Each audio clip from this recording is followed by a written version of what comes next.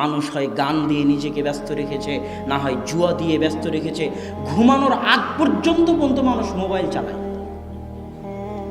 কথা কি ঠিক না ভুল বলেন তো? ঘুমানোর আগ পর্যন্ত যদি মোবাইল চালায়, তাহলে সে তার আত্মাকে কখন বুঝতে দিবে যে সে তার আত্মার উপর অত্যাচার করতেছে? সে তো সময় দেয় না তার আত্মাকে। সে তো তার আত্মার উপর ব্যস্ততার মাধ্যমে, দুনিয়াবি আনন্দের মাধ্যমে ওই আত্মার উপর অত্যাচার করেই চলেছে। এই আত্মাকে যদি মানুষ শান্ত করতে চায়, এই আত্মাকে যদি মানুষ খাবার দিতে চায়, তো ইবনে তাইমিয়া মিথ্যা বলেননি। আল্লাহ বলেছেন, আলা বিযিক্রিল্লাহি তাতমাইন্নুল কুলুব। আল্লাহ সুবহানাহু ওয়া তাআলার স্মরণে মানুষের আত্মাগুলো প্রশান্তি পায়। কেন প্রশান্তি পায়? এই আত্মার সৃষ্টিকর্তা তো আল্লাহ। আপনি তাকে গুনাহ দিয়ে আল্লাহ থেকে দূরে সরিয়ে রেখেছেন। যখন আপনি আল্লাহর স্মরণ করেন, তখন একটা সময় আসে এই আত্মা আত্মহত্যা করে পালিয়ে বাঁচার রাস্তা খুঁজে।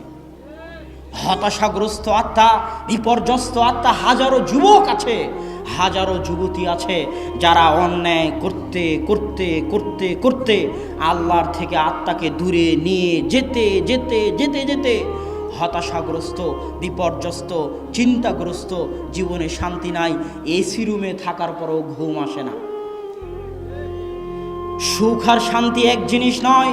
টাকা দিয়ে সুখ কেনা যেতে পারে, টাকা দিয়ে শান্তি কেনা যায় না। টাকা দিয়ে 100 তলা বিল্ডিং বানানো যেতে পারে, এসি ক্রয় করা যেতে পারে, কুলার ক্রয় করা যেতে পারে। টাকা দিয়ে শান্তি ক্রয় করা যায় না। শান্তি আসে আল্লাহর সামনে মাথা নত করলে, শান্তি আসে আল্লাহর সামনে ছোট হলে, শান্তি আসে আল্লাহর শুকরিয়া আদায় করলে। যেভাবে দাউদ, যেভাবে সুলাইমান আল্লাহর শুকরিয়া আদায় করেছে, এত ক্ষমতার মালিক হওয়ার পরেও, এত টাকার মালিক হওয়ার পরেও, এত ধনী হওয়ার পরেও আল্লাহ যত নিয়ামত দিয়েছে, দাউদ আর সুলাইমান তত ছোট হয়েছে। আল্লাহ যত নিয়ামত দিয়েছে, দাউদ আর সুলাইমান তত ছোট হয়েছে। আল্লাহর তত ইবাদত করেছে, আল্লাহর তত শুকরিয়া আদায় করেছে। কেননা এটার মধ্যেই আত্মার প্রশান্তি রয়েছে। আর যে জিকিরগুলো শুনে মানুষ লাফালাফি করে, যে জিকিরগুলো শুনে মানুষ বাসে উঠে, এই জিকির শয়তানের জিকির। কেননা এই জিকিরে আত্মা শান্ত হয় না। ওই জিকির সঠিক জিকির, যেই জিকিরে মানুষের আত্মাগুলো প্রশান্তি পায়। অতএব হে আমার ভাইরা, আমরা যদি আমাদের সময় বরকত খুঁজে পেতে চাই, আমরা যদি আমাদের জীবনে শান্তি আনতে চাই, তাহলে দুনিয়া থেকে একটু হলেও সময় বের করতে হবে প্রতিদিন আল্লাহ সুবহানাহু ওয়া তাআলাকে স্মরণ করার জন্য। যদি না পারেন সময় বের করতে, অন্তত পক্ষে যে কোনো মূল্যে দিনে রাতে 24 ঘন্টায় 5 বার আল্লাহকে স্মরণ করতে হবে। আকিমিস সালাত লিযিকরি। দুনিয়ার মানুষ, তোমরা সালাত আদায় করো, সালাত কায়েম করো, আমি আল্লাহ আমাকে স্মরণ করার জন্য। আল্লাহু আকবার। যদি না পারেন 24 ঘন্টায় আল্লাহকে সর্বদা স্মরণ করতে, আল্লাহ জানেন আপনি পারবেন না, কিন্তু কমসে কম কয়বার স্মরণ করবেন আল্লাহকে? 5 বার দিনে রাতে সালাতের মাধ্যমে আল্লাহকে 5 বার স্মরণ করতে হবে। আর এই যে এখন এসেছে মেডিটেশন, মানুষ মেডিটেশন শিখায়, তারপরে আরও কত কি পন্থা তৈরি হয়েছে আত্মাকে শান্তি দেওয়ার জন্য। আমি বলি, সালাতের চাইতে বড় কিছু নাই যেটা মানুষের আত্মাকে শান্তি দিতে পারে। কেন? সালাতের মতো উচ্চ স্তরের মেডিটেশন পৃথিবীর কেউ তৈরি করতে পারবে না। আমি মেডিটেশন শাস্ত্র নিয়েও পড়েছি।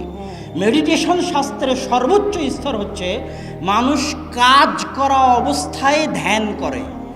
কাজ করা অবস্থায় ধ্যান করে, এটা হলো মেডিটেশনের সর্বোচ্চ স্তর। এমনি চুপচাপ শান্ত হয়ে বসে থেকে ধ্যান করতে পারে, এটা সবাই পারে। কিন্তু কাজও করতেছেন আবার ধ্যানও করতেছেন, এর চেয়ে উচ্চ স্তরের মেডিটেশন হতে পারে না। এটা মেডিটেশন শাস্ত্রের কথা। ঠিক সালাত, আপনি নড়াচড়াও করতেছেন, রুকু সিজদাও করতেছেন, অথচ আপনার ফুল কনসেন্ট্রেশন, ফুল মনোযোগ সিজদার দিকে দৃষ্টি রেখে আল্লাহ সুবহানাহু ওয়া তাআলার সাথে আছে।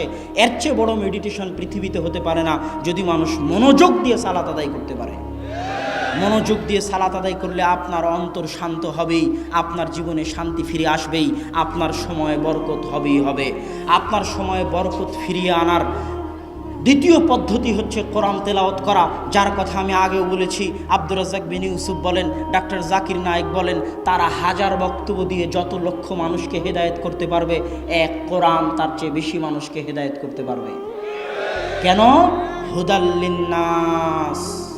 আব্দুর রাজ্জাক বিন ইউসুফ, ডাক্তার জাকির নায়েককে আল্লাহ বলেনি হুদাল্লিন নাস, কিন্তু কোরআনকে আল্লাহ বলেছে হুদাল্লিন নাস। কেউ যদি না থাকে, শুধু কোরআন যদি থাকে, কোরআন একাই মানুষকে হেদায়েত করতে পারবে। এই ক্ষমতা, এই পাওয়ার কোরআনের মধ্যে আছে। কিন্তু আমাকে এবং আপনাকে বুঝে কোরআন পড়তে হবে। বুঝে কয়জন? বুঝে কোরআন পড়তে হবে। বুঝে কয়জন? আল্লাহ বলছে কোরআনকে যদি পাহাড়ের উপর অবতীর্ণ করতাম, পাহাড় বিদীর্ণ হয়ে যেত, চূর্ণ বিচূর্ণ হয়ে যেত। কোরআন এত দামি জিনিস, এত ভারী জিনিস, কিন্তু মানুষের কোরআন বুঝার মতো ক্ষমতা নাই। মানুষের যেমন পেটের খাবার লাগে, মানুষের তেমন আত্মার খাবার লাগে, কিন্তু মানুষ বুঝে না। মানুষ কেন বুঝে না? মানুষের এই শরীরটা তৈরি হয়েছে দুনিয়াতে। এই শরীর কোথায় তৈরি হয়েছে? দুনিয়াতে, মায়ের পেটে। আর আত্মা কোথায় তৈরি হয়েছে? আত্মা কি দুনিয়াতে তৈরি হয়েছে? আমাদের প্রত্যেকের ভিতরে একটা জিনিস আছে যেটা দুনিয়ার নয়, সেটা আল্লাহর পক্ষ থেকে পাঠানো, সেটা হচ্ছে আমাদের আত্মা। এই জন্য যখনই গুনাহের কথা আসে, তখনই আল্লাহ দোয়া শিখিয়ে দিয়েছেন, রব্বানা যালামনা আনফুসানা, আমরা আমাদের আত্মার উপর অত্যাচার করেছি। আল্লাহ বলেননি গুনাহ করেছি। ইন্নী যালামতু নাফসি, আমি আমার আত্মার উপর অত্যাচার করেছি। আল্লাহ বলেননি গুনাহ করেছি। কেন? যখনই মানুষ গুনাহ করে, তখনই সে তার আত্মার উপর অত্যাচার করে। কেননা এই আত্মা তো সেই আত্মা, এই আত্মা তো সেই আত্মা যে আত্মা আসমানের জগতে আল্লাহকে বলেছিল আলাস্তু বিরব্বিকুম ক্বালু বালা, আল্লাহ বলেছিল আমি কি তোমাদের প্রতিপালক নই? এই আত্মাও বলেছিল হ্যাঁ আপনি আমাদের প্রতিপালক। কিন্তু দুনিয়াতে আসার পর ওই আত্মাকে তার প্রতিপালক থেকে দূরে সরিয়ে দেওয়া হয়েছে। ওই আত্মাকে তার প্রতিপালক থেকে দূরে সরিয়ে দেওয়া হয়েছে।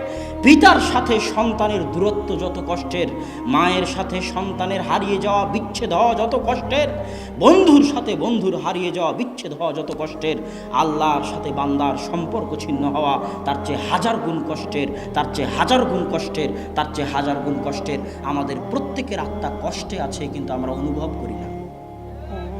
আমাদের প্রত্যেকের আত্মা দুঃখে আছে, কষ্টে আছে, অত্যাচারিত অবস্থায় আছে, নির্যাতিত অবস্থায় আছে। আমরা কেউ অনুভব করি না।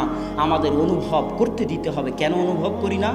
আমরা সবাই নিজেদেরকে ভুলিয়ে রাখি গানের মাধ্যমে, ব্যস্ততার মাধ্যমে, সংসারের মাধ্যমে, খেলার মাধ্যমে। আমরা নিজেদেরকে ভুলিয়ে রাখতে চাই যে আমরা একদিন মারা যাব। আত্মার কথাটা আমরা শুনতে চাই না। আত্মার কথা শোনার জন্য একটু সময় দিতে হয়। দুনিয়ার সব কিছু থেকে দূরে হয়ে আত্মার কথা শোনার জন্য একটু সময় দিতে হয়। মানুষের হাতে সেই সময়টুকু নেই।